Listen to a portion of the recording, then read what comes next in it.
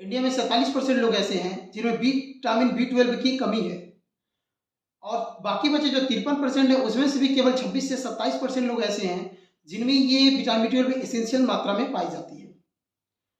तो ऐसी क्या वजह है जिसकी वजह से ये विटामिन B12 जो है इतने सारे लोगों में इसकी कमी होती जा रही है? ऐसा नहीं है कि जो लोगों में ये विटामिन B12 की कमी है वो इसे लेना नहीं चाहते हैं, या वे नहीं चाहते कि उनके बॉडी में विटामिन B12 की कमी जो है वह बढ़ता रहे। क्योंकि हम जानते हैं कि हमारी ही तरह सब लोग चाहते हैं कि उनके बॉडी में भी किसी भी न्यूट्रिएंट की कमी ना हो, जैसे विटामिन B12 या अदर जो भी न्यूट्रिएंट है, जो भी एसेंशियल रिक्वायरमेंट चीज़ें हैं वो इसकी कमी ना हो, क्योंकि सभी लोग चाहते हैं स्वस्थ रहें। तो ऐसी क्या वजह है जिसकी वजह से विटामिन B12 की कमी हो जा रही है बॉडी में, और इसका सोर्स क्या है? हम बात करेंगे इसकी सोर्स क्या है, कहाँ से विटामिन B12 को ले सकते हैं, और अगर नहीं मिलता है विटामिन B12 तो उसकी कमी से कौन कौन से डिजीज होने की पॉसिबिलिटी है, या कौन कौन सा वीकनेस या कौन सी जो भी सिम्टम्स है वो दिखने को मिलेगा। तो सबसे पहले गुड मॉर्निंग एवरीवन, मैं एनके जुलेजिया। आज आप सब लोगों के सामने एक टॉपिक लेकर के आया हूँ जिसका नाम है विटामिन B12 की कमी, या इसकी हम बात करेंगे विटामिन B12 कैसे होता है। सबसे पहले हम बात करते हैं कि विटामिन B12 होता क्या है। तो उससे पहले हम लोग जानेंगे कि विटामिन क्या होता है। तो विटामिन जो होता है एक ऐसा ऑर्गेनिक न्यूट्रिएंट है, एक ऑर्गेनिक केमिकल है जो हमारी बैलेंस डाइट है, या हमारी जो डाइट है इसकी थोड़ी सी अमाउंट होना काफ़ी ज़रूरी है।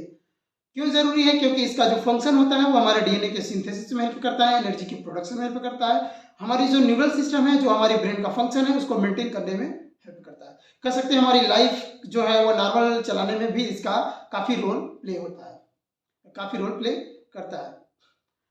अब बात आती है इसे कैसे हम लोग मेंटेन करेंगे। तो उससे पहले हम लोग जानेंगे कि इसके सिम्टम्स क्या होते हैं। अगर किसी बॉडी में विटामिन B12 की कमी हो जाती है तो इसके क्या सिम्टम्स दिखेंगे। तो अगर किसी भी पर्सन के बॉडी में अगर विटामिन B12 की कमी होती है तो सबसे पहले उसे थकान महसूस होगा, हेडेक महसूस होगा, कॉन्स्टिपेशन, और पूरे बॉडी में झंझनाहट हो जाएगी, और ब्लड सर्कुलेट सही से नहीं करेगा, एसिडिटी भी देखने को मिलेगा। यानी कह सकते हैं कि पर्सन का जो बॉडी है वो झंझनाने लगेगा, कि वाइब्रेशन की तरह महसूस होगा। क्यों ऐसा महसूस होता है? क्योंकि जो विटामिन B12 होता है वो हमारे आरबीसी के प्रोडक्शन में भी हेल्प करता है। तो अगर आरबीसी का प्रोडक्शन कम हो जाएगा, ब्लड का जो होती है ब्लड की कमी हो जाती है, और इस डिजीज को हम लोग पर्नीशियस एनीमिया के नाम से भी जानते हैं। तो विटामिन B12 की वजह से पर्नीशियस एनीमिया भी हो सकती है।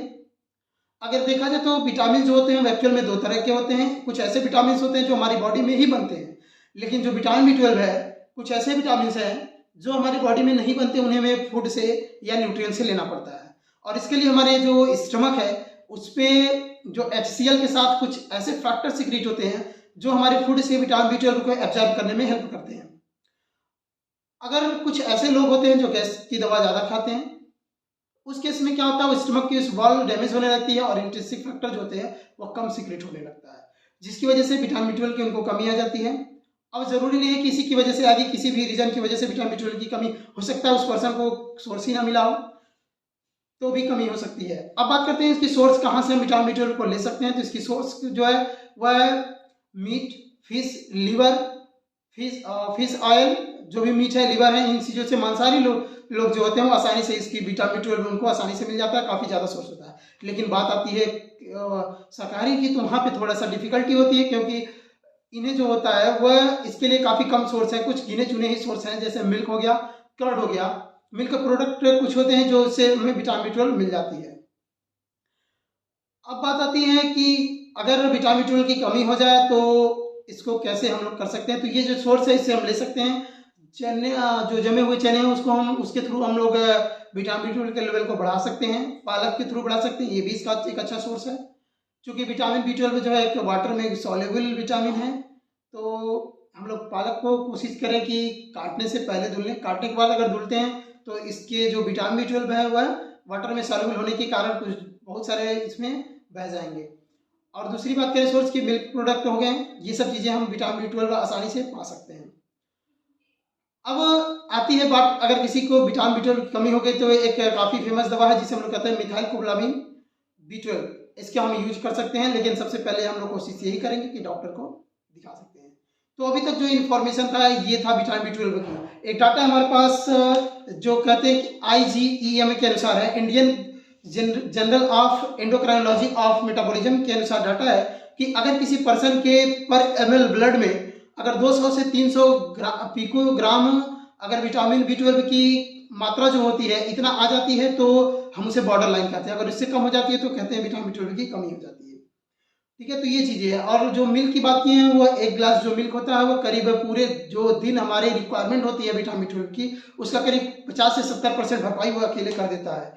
दूसरा इसका सोर्स जो होगा चुकंदर भी हो सकता है, चने, गाजर, कर्ड चीज हो सकते हैं, और दवा की हमने बात बताई दी।